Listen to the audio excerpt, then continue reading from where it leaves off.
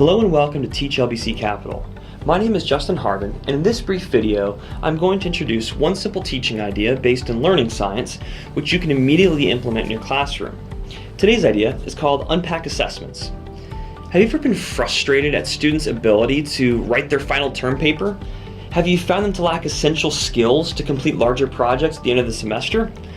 As experienced learners, we often forget all of the requisite skills we readily employ to complete tasks such as forming a well-structured argument in a 10-page paper.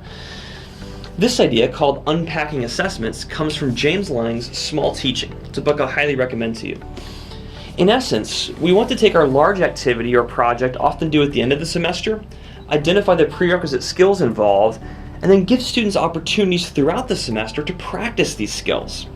For example, you might take a large term paper and break apart requisite skills into a list including examples like writing an introductory paragraph, crafting a 1 to 2 sentence argumentative thesis, incorporating quotations, building an evidence-based argument in the body of a paper, employing correct grammatical or formatting conventions, and writing a concluding paragraph.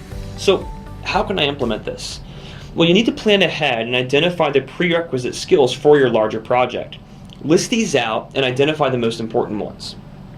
Then, consider how you might spend 5 to 10 minutes at the end of class practicing these prerequisite activities in ways that tie into the concepts or content discussed in class that day. For example, you might spend 5 minutes describing the components of a well-constructed thesis, and then give the students 5 minutes to practice writing 1 or 2 thesis statements based on a concept you addressed in class that day. Then, collect student work on these smaller pieces and give feedback. You don't necessarily have to grade these pieces, but the most important piece is giving feedback and advice on what needs to change moving forward so they are equipped to do what is asked of them on your larger project. So, what tools will help? This is one activity that requires little in the ways of tools. You might use a 3x5 card for students to do their work on, or perhaps one-page handouts presenting a case study or examples of poor grammar usage.